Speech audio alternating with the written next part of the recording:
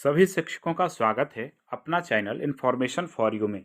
शिक्षक साथियों, अभी तो आप जानते ही होंगे कि शिक्षकों का जीवन ही इसी पर निर्भर है। ये विद्यावाहिनी के नए अपडेट, प्रतिदिन नए नए लेटर और उस समस्या का समाधान पलक झपकते आपको कर देना है। शिक्षा विभाग के द्वारा ऐसा ही निर्देशित होता है, 24 घंटे में आप इसे दे दें। इसका अपडेट अवश्य जल्दी भर दें, अन्यथा आप पर कार्रवाई हो जाएगी। तो इसी प्रकार के कुछ नया अपडेट अभी ई विद्या वाहिनी में जोड़ दिया गया है, जिसमें बच्चों के यूडास कोड को कुछ नया अपडेट के साथ आपको उसमें फिल करना है। अगर आप नहीं करेंगे तो शायद आप पर शोकॉज हो जाए और आपको स्पष्टीकरण भी देना पड़ सकता है। तो बच्चों के लिए एक नया यूडास कोड में ई विद्या वाहिनी में यूडास कोड को लॉगिन करके जैसे ही आप मैंडेटरी फील्ड को करना चाहेंगे, फिलअप करना चाहेंगे, तो कुछ तकनीकी समस्या आपके सामने आएगी। आप फॉर्म में बहुत सारा नया अपडेट आ गया है, तो हम कोशिश करते हैं कि आप अपने मोबाइल से इसे कैसे भर लें। इसी वीडियो में हम आपको बहुत ही आसान तरीके से समझाने का प्रयास कर देंगे, क्योंकि शिक्षकों से हमारा ये आग्रह होता है कि आप जैसे ही अपने स्टूडेंट का एंट्री करवाने के लिए कंप्यूटर की दुकान में जाते हैं, तो 2 रुपये या 3 रुपये प्रति बच्चे आपको देना पड़ जाता है। ऐसी स्थिति में 200-300 बच्चे भी अगर आपके विद्यालय में एनरोल्ड हैं तो समस्या क्या है आप अच्छी तरह से जानते होंगे। तो आइए हम सिखाते हैं आपको अपने मोबाइल से कैसे इस फाइल को फिल करेंगे। तो चलिए, आपको बिना देर किए हुए हम आपको ले चलते हैं गूगल में और प्रयास करते हैं कि आप कैसे अपने बच्चे का ये जो मैंडेटरी फील्ड है इसे आप कैसे फिलअप करेंगे। फिलअप करना आपको बहुत ही आवश्यक है। अगर नहीं करेंगे तो आपकी परेशानियां बढ़ती चली जाएगी, और हम आपको हमेशा इस चैनल के माध्यम से आपकी समस्या को पलक झपकते दूर करने का प्रयास करते हैं। तो आज नई उलझनों को सुलझाते हुए हम आगे बढ़ने का प्रयास करते हैं, जिससे आपकी समस्या बहुत ही आसान तरीके से सॉल्व हो जाए। तो आइए अपने बच्चे का यूडास कोड के साथ कैसे इंटर करेंगे, उनके सारे डाटा को कैसे अपलोड करेंगे, आपको बताने का प्रयास करते हैं। तो चलिए शुरू करते हैं। तो अब हम यहाँ अपने मोबाइल के गूगल में ई विद्या वाहिनी लिख कर सर्च करेंगे। सर्च करने के बाद वेलकम टू ई विद्या वाहिनी को क्लिक करेंगे। क्लिक करने के बाद अपने विद्यालय को यूडास को डालकर लॉगिन करेंगे। इसके साथ ही अपने विद्यालय का पासवर्ड भी इंटर करेंगे। इसके बाद कैप्चा को डालकर एंटर करके यहाँ साइन इन पे क्लिक करेंगे। क्लिक करने के बाद अब ऊपर में जो 3 लाइन दिखता है इसी को आपको क्लिक करना है। क्लिक करने के बाद स्टूडेंट एक्टिविटी में आइए और इसे सर्च कीजिए। यहीं पर हमें ये फॉर्म को फिल करने का शिक्षा विभाग के द्वारा चाइल्ड यूडास मैंडेटरी फील्ड को फिलअप करने के लिए शिक्षा विभाग के द्वारा प्रेशर बनाया जा रहा है। इसी में पूरे डिटेल को समाहित करके आप अब यही अपने स्कूल के एक एक बच्चे को अपडेट कर देना है। तो आइए इसे क्लिक करते हैं और देखते हैं कि आगे क्या हमें फिल करना है। तो आपको यहाँ पर आपके विद्यालय, डिस्ट्रिक्ट और ब्लॉक सीआरसी का नाम शो हो जाएगा। इसी के साथ ही यहाँ पर क्लास और सेक्शन को डालकर आप आगे बढ़ सकते हैं। तो आइए हम पहला क्लास को उठाते हैं और सेक्शन को इंक्लूड करने के बाद यहाँ पर सर्च बटन को क्लिक करते हुए आगे बढ़ते हैं। अब हम देखेंगे कि क्लास 1 के सभी बच्चे का यहाँ पर पूरा डिटेल शो हो चुका है।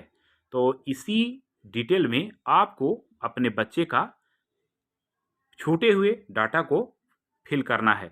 तो इसके लिए आप देखेंगे कि यहाँ इस साइड में प्लस का आइकॉन दिख रहा है, प्लस अर्थात जोड़ना। तो इसी में आपको क्लिक करके 4 पेज के डाटा को प्रत्येक बच्चों के लिए फिल करना है। तो आइए हम सबसे पहले शुरू करते हैं और आगे आपको बताने का प्रयास करते हैं।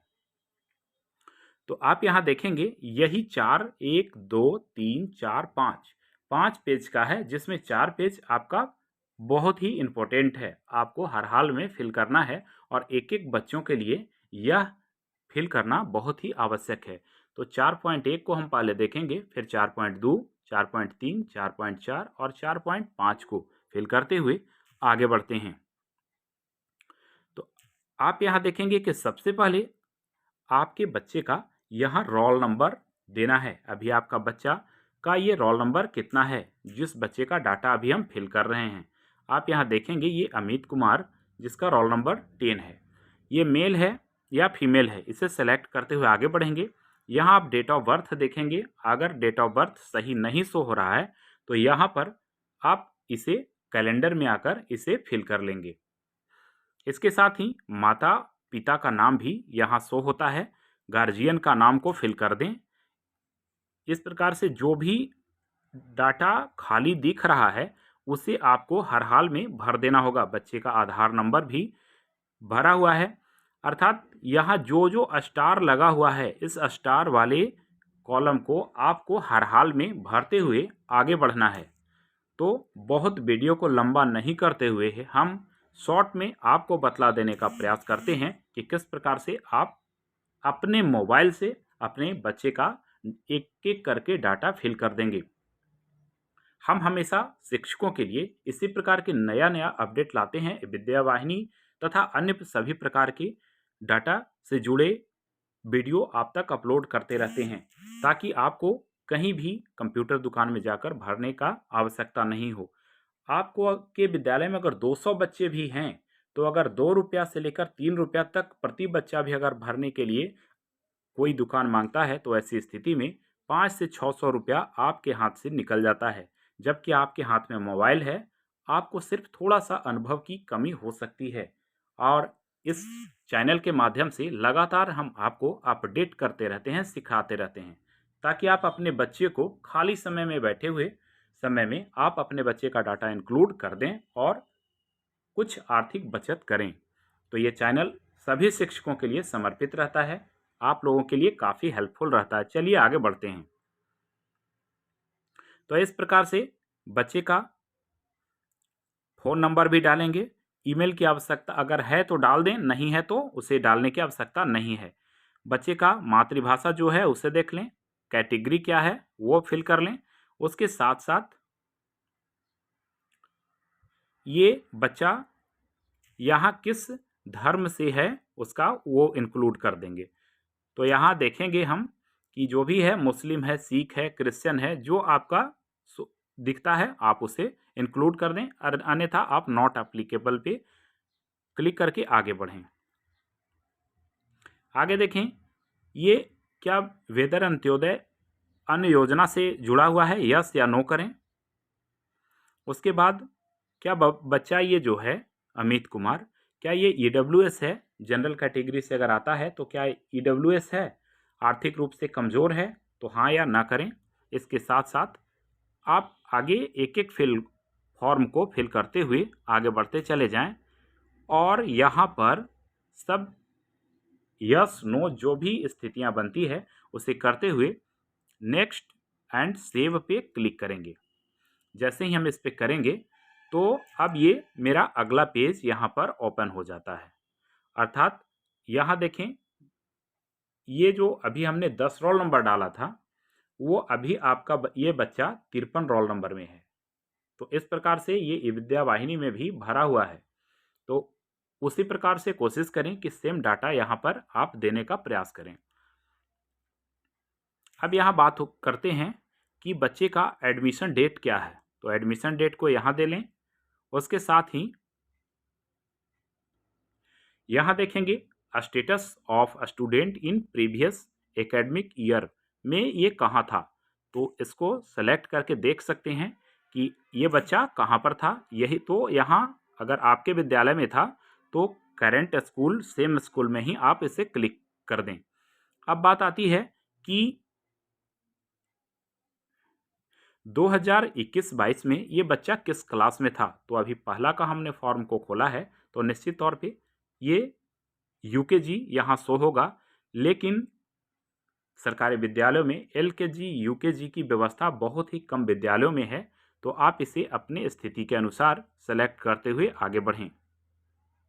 अब आगे का जो कॉलम है, ये क्या प्रीवियस क्लास में बच्चा स्कूल के एग्ज़ाम में अपीयर हुआ था, तो अगर अपीयर हुआ है तो अपीयर्ड पर करें, अन्यथा नॉट अपीयर पे करके आप आगे बढ़ सकते हैं। इसके साथ ही इस बच्चे का रिजल्ट कैसा था, रिजल्ट के बारे में, पास किया है या नहीं किया है, प्रमोट आपने किया है, उसे क्लिक करते हुए आगे बढ़ें।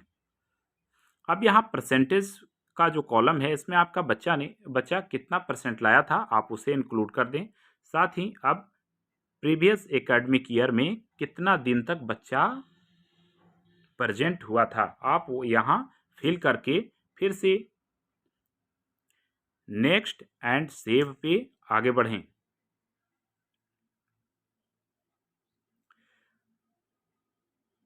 अब इसके बाद हम देखेंगे कि आपने क्या क्या फैसिलिटी दी है। अगर दिया है तो यस करें, अन्यथा नो करते हुए आगे बढ़ें। क्या स्कॉलरशिप आपके बच्चों को प्रोवाइड कराया जाता है, यस या नो। उसके साथ ही स्टेट का स्कॉलरशिप है तो स्टेट का यस करें। साथ ही अदर स्कॉलरशिप है तो यहाँ भी सेलेक्ट करते हुए यस या नो करके आप आगे बढ़ सकते हैं। इसके बाद हम देखेंगे कि क्या ये बच्चा वेदर चाइल्ड हैज़ बीन, अर्थात क्या ये बच्चा एएसडी से है। तो अगर एएसडी है तो यस या नो करें और आगे बढ़ें। इसी प्रकार से सभी कॉलम को यस नो करते हुए जो भी स्थितियां बनती है उसे सेलेक्ट करते हुए आपको फिर से नेक्स्ट एंड सेव पे क्लिक करना है। इसके बाद आप देखेंगे कि बच्चे को किस प्रकार का स्कॉलरशिप है, तो प्री मैट्रिक स्कॉलरशिप है या जो भी है आप उसे सेलेक्ट करते हुए आगे चलते हैं। तो आगे के पेज आपको फिर से सेव एंड नेक्स्ट पे क्लिक करने के बाद ओपन हो जाता है। अब इतना के बाद अब यहाँ पर हम देखेंगे कि कहता है, यहाँ पूछा जाता है did the student undertake any vocational course. तो हमें लगता है कि कक्षा पहला से लेकर के 8वां तक के बच्चों को वोकेशनल कोर्स अभी नहीं करवाया जा रहा है। तो आगे की कक्षा के लिए आप यहाँ पर यस कर सकते हैं, लेकिन मिडिल स्कूल तक इसे नो करते हुए हम फिर से आगे बढ़ेंगे नेक्स्ट एंड सेव पे करते हुए। तो हमें ये 5वां कॉलम यहाँ 4.5 भी ओपन हो जाता है। अब इसमें बच्चे का account number, account holder name, bank name और आईएफएससी कोड डालते हुए फाइनल सबमिट पे क्लिक कर देंगे।